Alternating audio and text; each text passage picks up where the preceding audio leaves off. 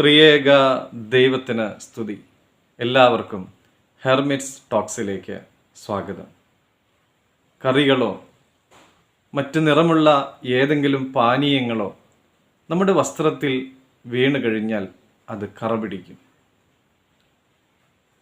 നമ്മൾ ഉടുത്തിരിക്കുന്ന വസ്ത്രം അല്പമൊന്ന് വിയർത്ത് കഴിയുമ്പോഴേക്കും അല്പനേരം കഴിഞ്ഞാൽ അതിൽ നിന്ന് ദുർഗന്ധം വമിക്കുവാനും ഇടയാകും. എന്നാൽ ഈ കറകളെ നീക്കുവാനും ഈ ദുർഗന്ധത്തെ നീക്കി സുഗന്ധമാക്കി തീർക്കുവാനുമൊക്കെയുള്ള സൗകര്യങ്ങൾ ഇന്ന് നമുക്കുണ്ട്.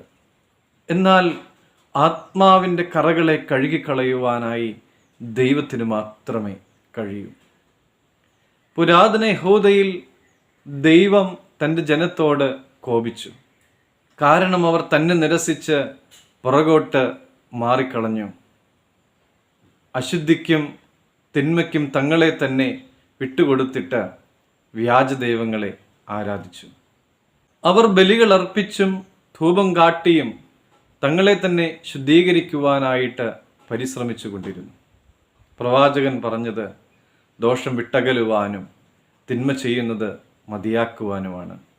യെശയ്യാ പ്രവചനം 1-ാം അധ്യായം 18-ാമത്തെ തിരുവചനത്തിൽ ഇപ്രകാരം നമ്മൾ കാണുന്നുണ്ട്: നിങ്ങളുടെ പാപങ്ങൾ കടും ചുവപ്പായിരുന്നാലും ഹിമം പോലെ വെളുക്കും, രക്താംബരം പോലെ ചുവപ്പായിരുന്നാലും പഞ്ഞി പോലെ ആയിത്തീരും. പ്രിയമുള്ളവരെ, നമ്മുടെ പാപക്കറകളെ കഴുകിക്കളയുവാനുള്ള യാതൊന്നും നമ്മുടെ കയ്യിലില്ല.